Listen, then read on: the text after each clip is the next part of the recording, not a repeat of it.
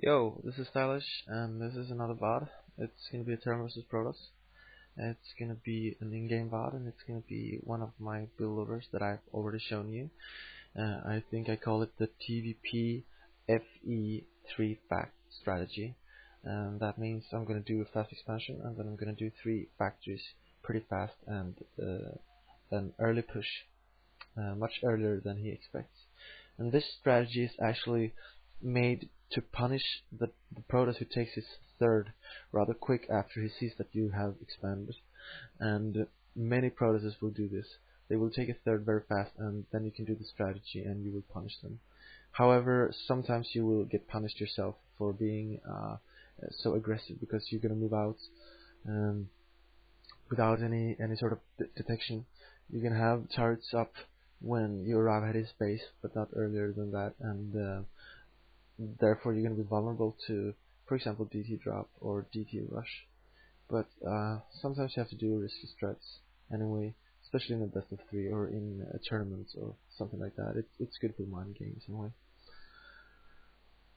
So what I start with doing is the standard FE opening. I think here I add my racks on 11, supply on 9 as always, and then racks on 11, and then refinery on 11. And as you can see here, I took one SCV and made the refinery actually before my SCV that popped could get to the refinery, because I'm gonna have 100 minerals a bit faster than that. So just take your SCV that popped and give him the order to mine where the other SCV just left from, because all the other mining patches are going to be filled with SCVs. And that's really important in the early game, that you have one SCV on each mineral, at least when you only have 9 SCVs mining. That's really important. And I scan at a pretty normal timing. It's when the SCV pops after you start making your refinery. And that's pretty normal. And when your barrack is finished, you can add 1 marine directly, because then you're still gonna have minerals and obviously gas enough for making the factory, and you make the factory before you make your second supply. And you see here I add my supply to the right of my first supply, because supply is positioned together like that, even if it's above or under the other supply. If it's to the right or to the left, just to the right or just to the left, nothing is going to get through there anyway, except circlings, marines and ghosts, I think. So that's very good, because your marine can move out but probes cannot move in. And oh, I hate when the SV actually ends up on the other side of the wall, because then you have to lift your barrack. Be sure to look at the minimap so you don't see any red spot or something like that, so his probe won't get into your base. Anyway, usually when I do this strategy and I make an FD opening, but the FD opening with a wall in, his probe usually doesn't get into my base. And if he doesn't get into my base, if you get your second supply started building before his probe enters your base, then you don't have to make your second marine so fast. You should rather add more SCVs, so you don't have to stop any SCV production. Anyway, in this specific build order, you don't have to put I yawned there. But anyway, you don't have to put SVs back to gas as soon as the usual FD, because the usual one you put your SVs back when you have like 1/5 left of your factory to finish, or 1/4. I don't know exactly how much it is there, but it's almost when the factory is finished. But in this build order, you're not going to upgrade any mines, so basically you won't need that much gas. So usually I just wait for my factory to actually finish, and then I put 2 more SVs into the refinery. And here you can see I use the whole position on my tank under the barrack. So if he moves in with any goons, he cannot target my tank, and that's really good versus his early goons. Because usually when your second tank pops, it's gonna have like 3 goons outside your base, and you can decide to attack. But if you have your tank under that barrack, you're not going to take so much damage.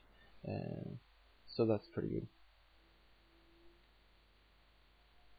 Anyway, now be sure to add your supply at a decent timing, because you're most likely going to stop. You're going to have a little supply stop at 34 when doing this strategy. But anyway, I'm not going to talk so much about the build order because I already have a VOD about it. Anyway, I think he decides to make a little attack here soon, but I have my tank under my barrack, so he cannot target it. And I think he thinks that I actually made a vulture after my first tank, so he can only see one tank, and he charges, and I think he loses a goon or something like that. He has 4 goons here. He thinks I only have 1 tank, but I actually have 3 right now.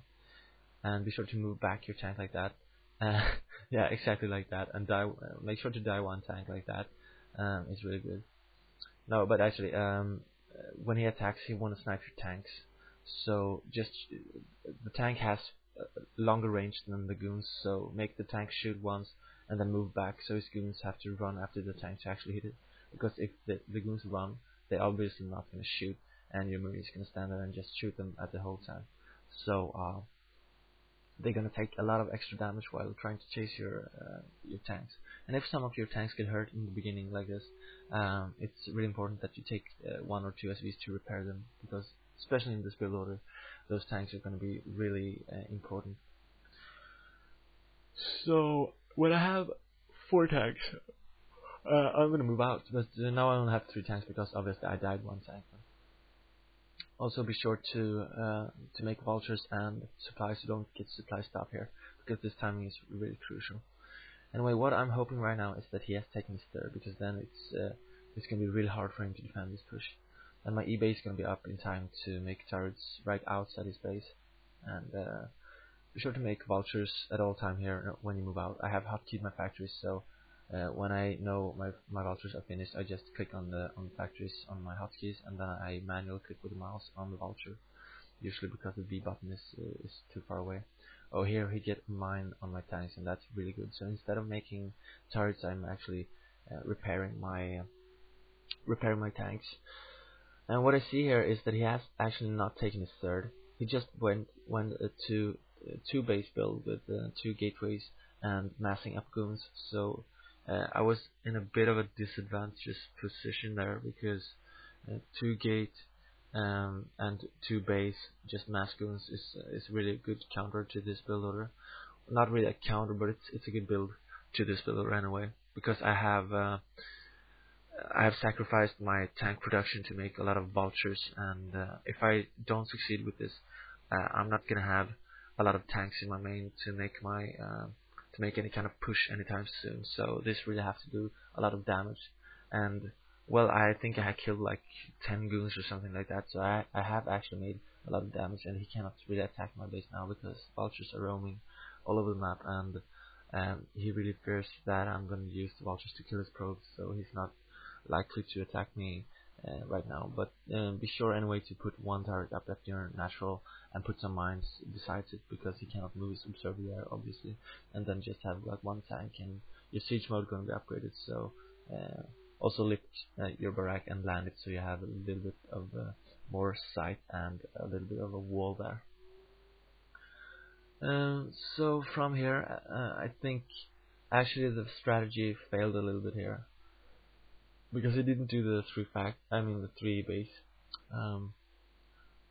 So right now he's a bit ahead economically, I think. Especially since I don't have any tanks.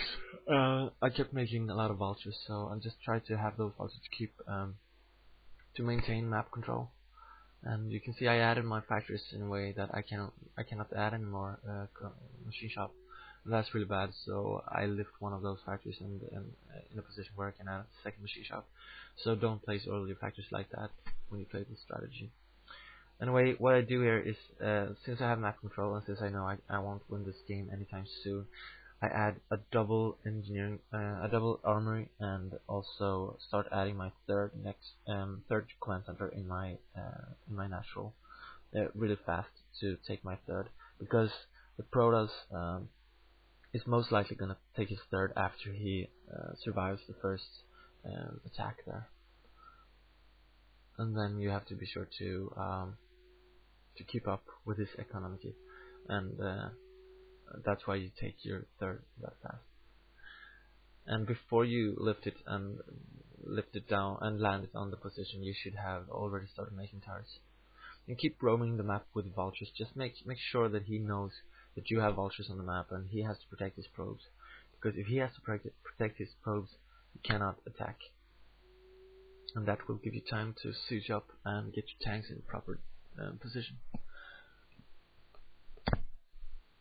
Anyway, here I charge in, and I hope that his goons are in a bad position, but they're actually in a pretty good position. So I just charge in there, and I see that it's too late to actually go back, and I just try to target as many probes as possible.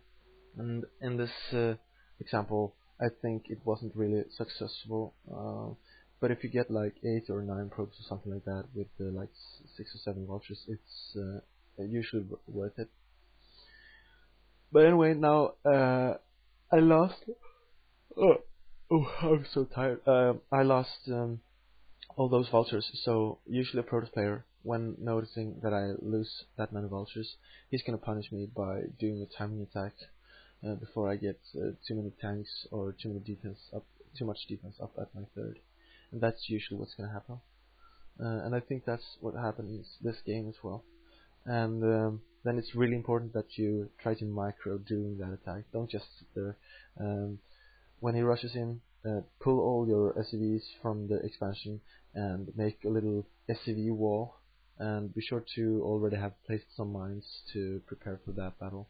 And then just take your vultures, go back to your tanks, press hold position so they will deal with any sellouts, and then select your tanks and spam shift attack on his goons, because otherwise they're gonna do splash damage on your tanks, and your tank's gonna die real fast. As you can see here, I do this now. When he attacks, he also has to shuffle. So I move my SCVs to make the SCV wall. I have my vultures already in place, hold position, and I have my siege tanks with shift attack click on his goons. And I take my tanks and attack his goons, and then directly I go back to macro, because these are the kind of situations where you usually forget to macro. But it's really important that you keep macro during battles like this, because he will most likely be able to reinforce this attack. Because I'm not trying to say that it's imbalanced or anything like that, but usually Protoss race is a bit easier to macro, especially in these kind of fights where he hasn't got any arbiters or high templars or anything like that requires a lot of micro skills. He can just 1A, 2A, 3A basically, and then go back to macro in these kind of attacks. Of course he has to macro a little bit, but anyway. So I managed to defeat the attack, and then also be sure to add your starport in a decent time, so you can start your 2-2 upgrades. Anyway, I survived that attack, but I didn't really have so much units left anyway, so I couldn't like just unsiege and move to his main, because if he attacks and he gets like totally raped by my army, then just unsiege and go with every unit to his main, I mean his closest expansion, and just siege up there and eliminate it.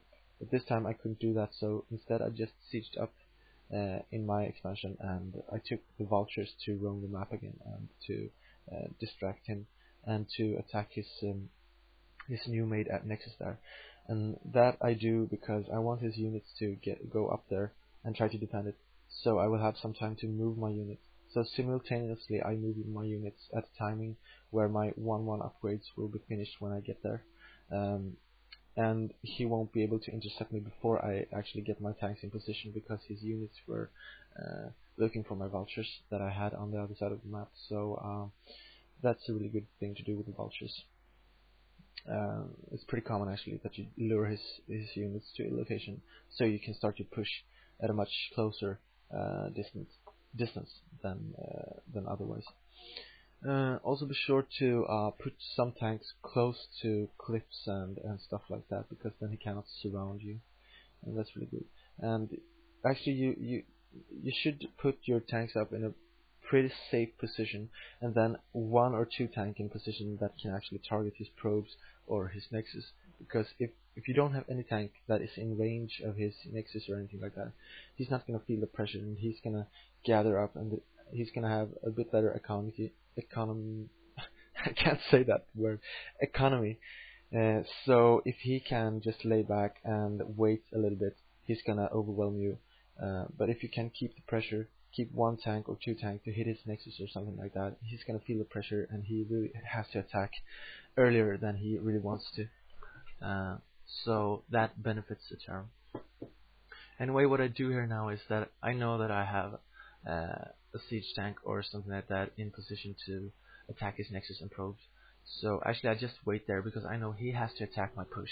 He has to attack it or go around and attack my main, but in this location he's not going to be able to do that. So I just lay a ton of mines and place turrets and have your tanks well spread out so they cannot be stormed or anything like that, and just defend this position. Because if you can defend this position and keep him from mining there, you're gonna have one more base than he has, and a Terran with one base up is most definitely gonna win the game.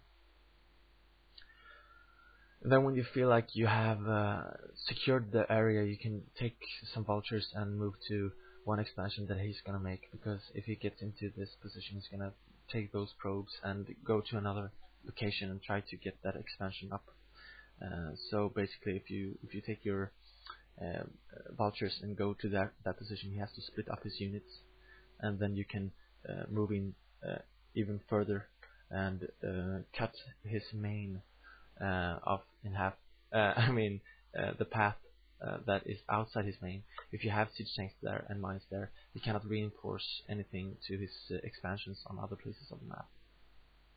And here I do some mine micro, and I love when every goon just explodes into blue goo. That's so satisfying. Anyway, from here actually just keep upgrading, keep making units, and you could take a fourth or something. Here I use a dropship as well to drop his main at the same time, but right now I think actually I've already won.